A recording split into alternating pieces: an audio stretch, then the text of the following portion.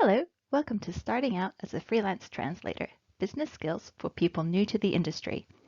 My name is Zoe Womack, and I'll be taking you through how to set up your own business as a freelance translator.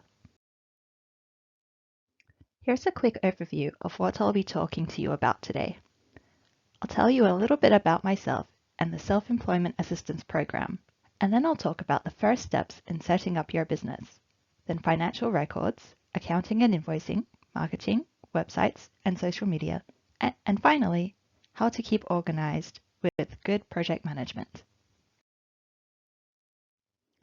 A little about me. I'm a Japanese to English translator. I've actually known that I wanted to be a translator since I started learning Japanese at high school in 2002. I have a Master of Translation Studies, Japanese, with distinction from the University of Western Australia. I graduated with a perfect GPA and was valedictorian in December last year. I also got an AUSIT Student Excellence Award for my high academic achievement. I started my business, EZO Translation, in March this year, and I'm currently doing the Self-Employment Assistance Program, which I highly recommend. It's completely free and is funded by the government to help people like us be successful in starting our own business. You get free business training, and if you're eligible, you can claim income support equal to Centrelink's job seeker payment for 9 months. You also get up to $300 reimbursement on business expenses, which I used to basically get my website and domain for free, courtesy of this program. And you get business coaching for 12 months. My coach is very helpful. She gives me useful advice and helps me come up with business goals every couple of months. There are some eligibility criteria for participating in the program. It has to be a new business. You have to be an Australian citizen or have a permanent visa. And you must not be in any other education or employment for more than 25 hours a week. You can find out more about the program at this website. There are different providers around Australia, and there's a tool you can use to find one near you. The provider I chose is ABS Institute. I highly recommend them, but they're only in the Perth area. Setting up your business. There are 4 different business types: sole trader, partnership, private company, and public company. You need to know which business type you are when you register for anything business related. As a freelance translator, you'll most likely be a sole trader like me. Sole traders use their own personal tax file number for their business. You're also personally liable for any business debts. You can employ staff if you want to, but then you'd have additional responsibilities like paying wages and superannuation. The first step to setting up your business is applying for an ABN. ABN stands for Australian Business Number. It identifies your business to the public, the ATO, and other government agencies. You should list it on your website and include it on all invoices you submit to clients. It's free and very easy to apply for an ABN. It's also really quick. I applied for mine one evening and received it the next morning. While it's not mandatory to get an ABN, it's definitely better to have one, and there's no reason not to get one. If your client happens to also be an Australian business and you don't supply them with your ABN, then they're legally required to withhold 47% of their payment to you for anything over $75. An ABN is also required if you want to get a .com.au Australian domain for your business website. And you need to have an ABN if you're registering for GST. The site I've listed here is used to register basically everything related to your business, so be sure to have it bookmarked. So how do you know if you need to register for GST? You must register for it within 21 days of reaching the GST threshold, which is currently $75,000 a year. You should also register for GST if you want to claim fuel tax credits. You can choose to register for it even if you're under the threshold. There are some rules you need to follow if you register though, so make sure to check out the ATO website for more information. You register for GST at the same site where you get your ABN. And if you're not sure which other business registrations you need, you can use this tool at the bottom of the slide. Business names. Should you use your own name or register a different name for your business? There are advantages and disadvantages for both. Using your own name is free and there's no need to register it, but you can only trade under your legal name. So for example, I could trade under Zoe Womack, but not Zoe Womack Translation, Zoe's Translations, ZW Translation, or anything else like that, even if it includes my name. Registering a business name will give you more anonymity online and more credibility as a legitimate business. The fees are $39 for 1 year and $92 for 3 years. Obviously, it makes more financial sense to pay for 3 years at a time. But if you're not sure about your business name or not sure about being a freelancer, it might be a good idea to pay for 1 year at first and see how things go. You register your business name at the same site again. There are other sites where you can register, but just a word of warning, if you go through a third party to register your business name, it will cost you a lot more. And there is no real benefit of going through a third party. You can see more information on business name registration fees at the link at the bottom of the slide. When you decide on a business name, make sure that it's something that's easy to find online. It should be memorable and easy to spell and pronounce. It's a good idea if it's simple, short and sweet, with no cute misspelled words. And it should be unique and meaningful. Before you register a name, check that it's not currently being used by another business. You can do that on the AUSIT website at this link. You should also make sure that there's a domain name available. On to logos. There are a few ways you could get a logo. You can pay someone to design one for you, or you could design one yourself. Hiring a professional designer will apparently cost you about $150 or even more. It's quite an investment, but you will end up with a professional, high-quality custom logo.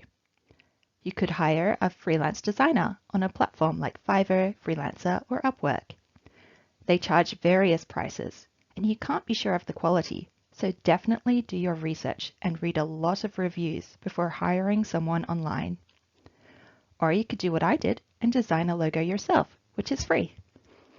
There are some tools that could help you to easily design a simple logo. One is Canva, and some website design platforms like Wix have logo design tools, but you need to have a paid account with them. If you're an artistic person, you could draw one yourself from scratch. There are a lot of free drawing apps you could use. I used Medibang Paint Pro for my initial design, and then Inkscape to turn it into a vector image. No matter how you get a logo, make sure you also get it as a vector graphic. Vectors are made up of points, lines, and curves based on mathematical equations rather than pixels, so they don't get distorted or pixelated when you resize them. How to design a logo. A logo should be simple, recognizable, unique, and meaningful, and it should be designed in black and white. Colors can always be added later. That way, it'll still look good and be recognizable, even if it's printed in black and white. I recommend these 2 YouTube videos for some more tips on designing a logo. Professional indemnity insurance is something that you may want to consider. It's for professionals who provide services like us. It provides protection and assists with legal costs in the case that a client makes a claim against you. If a client feels that they have suffered a financial loss because of you, they may try to sue you. And as a sole trader who is personally liable for all your business debts, that could mean that your personal assets are also at risk. Having professional indemnity insurance will save you in those kinds of situations. It's important to check what your policy covers and whether it'll cover claims from international clients or just claims made within Australia. AUSIT recommends Fenton Green since their policy is tailored to the needs of translators and interpreters. You can check out their policy at this link. AUSIT members also get a 30% discount with Fenton Green. I played around with their quoting tool and I found that the usual premium is about $500 a year, and for AUSIT members it's about $350. I also included a couple of links to other places where you can compare quotes from different providers. Next up, finances. I'm sure you've heard this advice before because I've heard it so many times, but keep your business and personal finances separate. This will make it so much easier for you or your accountant when it comes to tax time. You should open a bank account or even two in your business name and have all your business income and expenses go through those accounts. Then you can pay yourself by transferring funds to your personal account. Opening up a second business bank account is a good way to set aside money for tax. A good rule of thumb is to just put 30% of any business income you get into that separate account. You could also use it to store money you collect from GST if you are GST registered. I also recommend opening up a business PayPal account. It's free and it has an invoicing tool. Financial records. So what kind of records do you need to keep? You need to keep any records of business income or expenses, as well as your bank statements for your business accounts. And you're legally required to keep any financial records for your business for 5 years. So make sure to keep everything well organized. You can find out more information from the ATO website, but this screenshot is actually from one of the ATO's free business webinars. The ATO offers a few webinars for small businesses. They're completely free and run quite often, usually a few times a month. I've seen most of them now and highly recommend checking them out. Accounting and invoicing tools. There are paid tools like Xero, QuickBooks, MYOB, Reckon, Sage, and Rounded. But since this is a webinar for people just setting up their businesses, I assume you're all in the same boat as me and want to use tools that are either free or really cheap. So here's a list of free tools as well. There's ZipBooks, Pandle, Zoho Books, CloudBooks, Accounting, and Wave. You could also use invoicing tools on Prosy or PayPal Business. I've played around with most of these, and I personally like ZipBooks for making invoices. They have a paid version, but I think that the free version is perfect for my needs. Whatever you decide to use, make sure it does everything you need it to do, such as being able to choose different currencies for international clients. Next up, marketing. Some basic marketing techniques. Your unique selling proposition, or USP, is basically the reason why your prospective clients should choose you over your competitors. Ask yourself these questions. What can you offer that no one else can or will? What problem do you solve for your clients? What need do you meet? How do you do that better than your competitors? And what can you offer your clients beyond translation? How will you make their lives easier?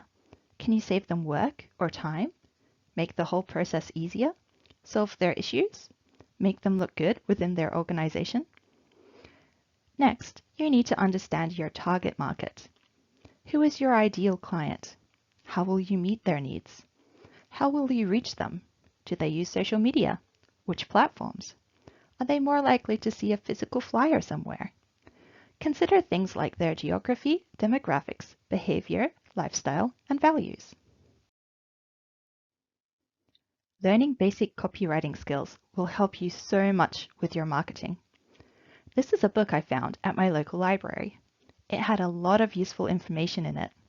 Here are some of the highlights. Use customer-focused language. Talk to your clients, not about yourself. Describe the benefits of your services, not just the features. How will your services benefit your clients? Perhaps you translate websites and can say that your translations will get them more customers.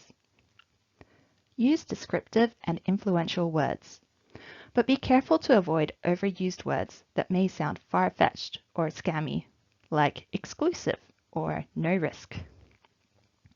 Use bullet points to list your key selling points. Appeal to emotional triggers, like the need for instant gratification or the desire for more free time. You could appeal to the desire for trust by saying something like, "You'll get an honest estimate with no hidden charges," for example. Avoid TMI so you don't risk losing the attention of your audience. Be concise and delete any filler words that don't add value to your message. Include disclaimers and phrases to protect yourself and back up any claims you make. Only promise what you can deliver. And remember that deceptive advertising is punishable by law. And finally, make sure to include a call to action. Websites.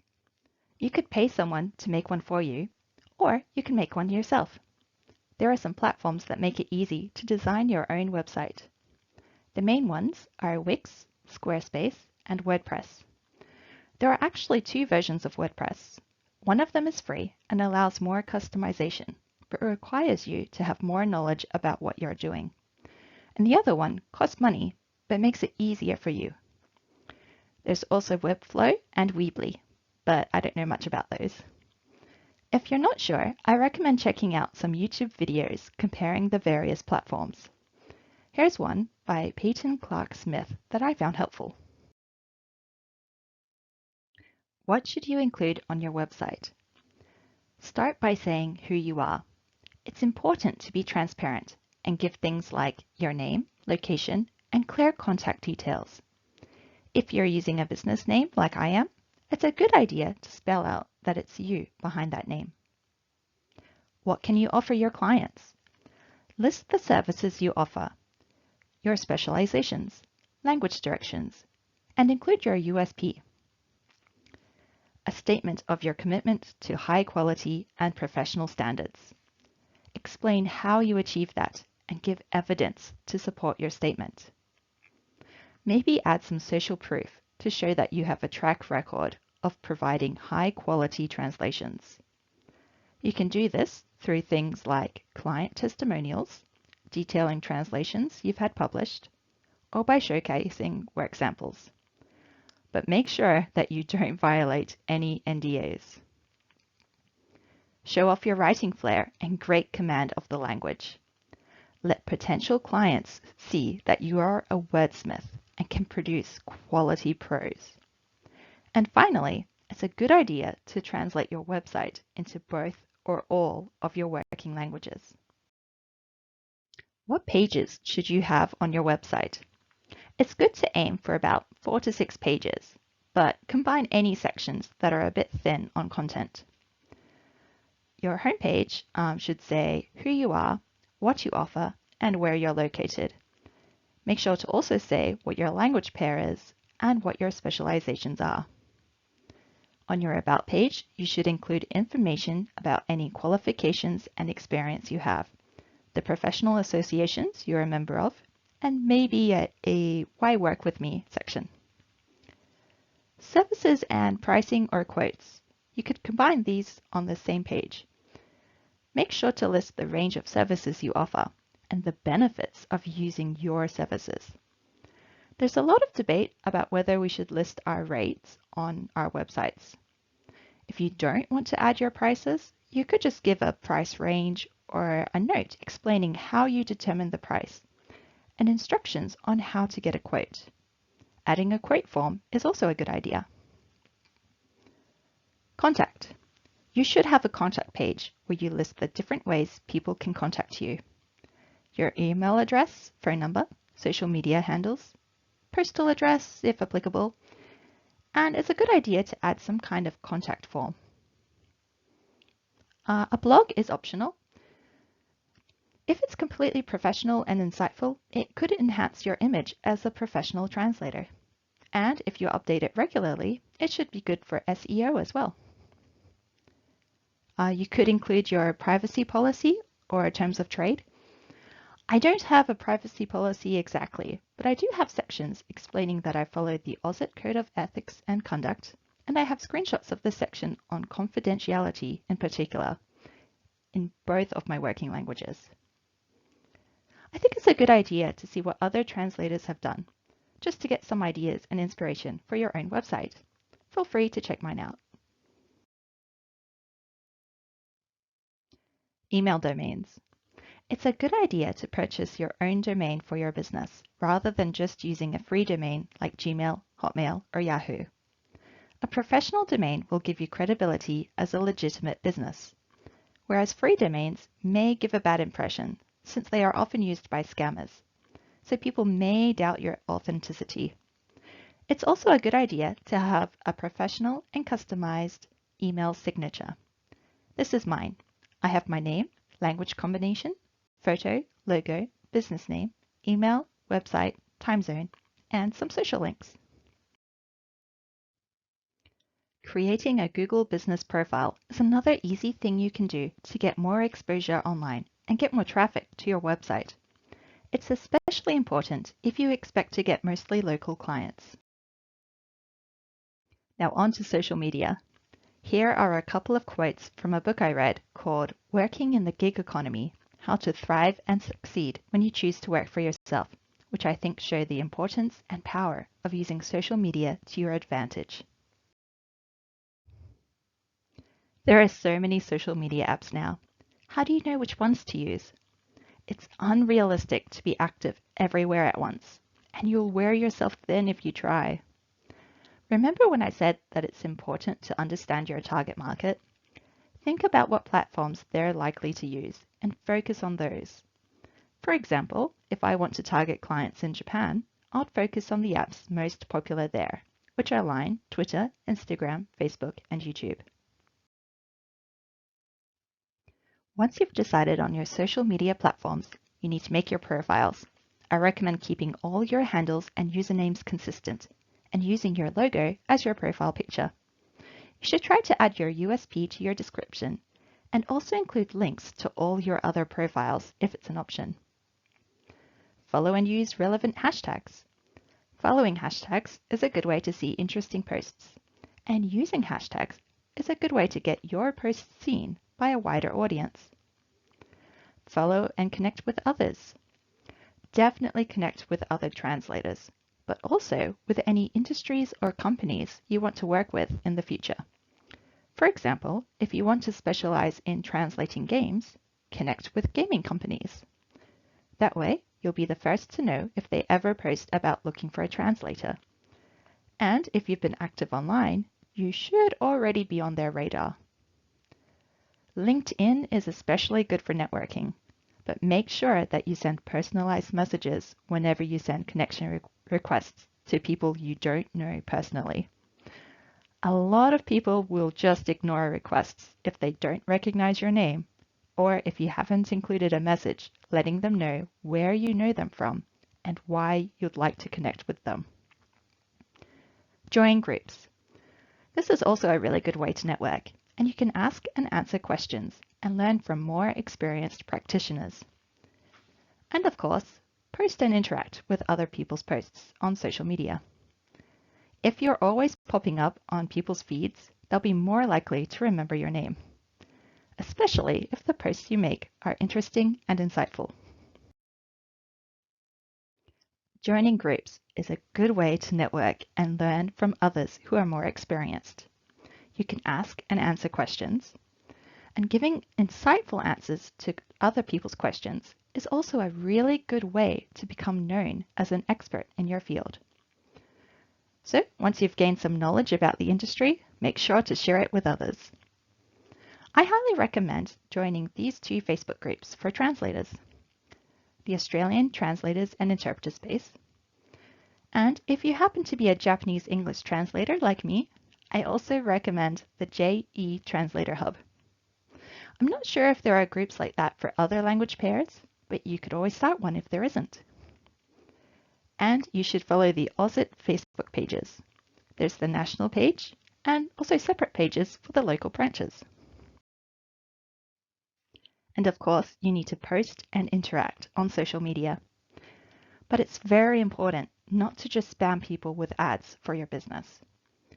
Think about what sort of content you like to see on social media. It's probably not advertising, is it? Make sure your content is engaging, entertaining, and/or informative, so people will want to follow you. Try to convey the image of yourself as an expert in your field. Don't forget to tag people or businesses, post links, use hashtags, and include a call to action to get your post seen by more people. Having more people interact with your posts will push the algorithm in your favor so that more and more people will see it. It's a good idea to use a variety of post types, like articles, images, videos, reels, and carousels. But keep in mind that posts with images or video are more likely to get attention. And make sure to post regularly to help grow your following. So, what should you post? There are many things you could post about. Here are just a few ideas to get you started. You could talk about industry news, events, interesting words or phrases in your working languages. Maybe talk about some words that are difficult to translate and how you handle them. Or you could share some successes you've had lately or give some updates on your business. This is just a Facebook post where I've reposted an Instagram reel that I made on Canva. I've introduced an interesting word in Japanese in the form of a quiz and have asked people to comment what they think the answer is. It's good to include a call to action like comment your answer below or follow me for more to get more people to interact. And finally, the last section, staying organized. Staying organized with good project management is important so you don't miss any deadlines. Most project management tools will allow you to set notifications to remind you of upcoming deadlines or if an invoice payment is overdue. You can also link files like invoices or style guides for easy reference. And these tools are just a good way to keep track of everything in one place. There are many tools you could use, both paid and free. One paid tool is LSP Expert, which is specifically designed for translators. It has a 30-day free trial and is 100% web-based. The cheapest plan seems to be €12.50 a month, which is approximately $20 Australian. Of course, like most of you, I'm more interested in free tools. These are all either free or have a free version. I tried all of these tools while I was deciding which one to use. In the end, I decided on Notion, since I've used it before, and many of the other tools are more suited to managing work among teams. Notion is good because you can easily set up notifications to remind you of deadlines. They also have desktop and mobile apps, so you can get more notification options. You can use it to create databases for whatever you like, such as projects you're working on, clients you work for, your business goals, or social media posts that you're planning on making. Notion has a social media calendar template, which you can use to easily plan social media posts and keep track of when you want to post them. You can even set reminders for these as well to help keep you on top of your marketing. And finally, make sure to add your business information to all your profiles. It's always a good idea to keep going back to them and seeing where you can improve them anyway. This includes any profiles on professional association websites, the NATI directory, any translator databases like Prezi, and with any agencies you work with. That brings us to the end of my presentation. Feel free to connect with me on LinkedIn or social media. If you send me a LinkedIn request, please also remember to include a message letting me know where you know me from. And that's it. Thank you so much for listening.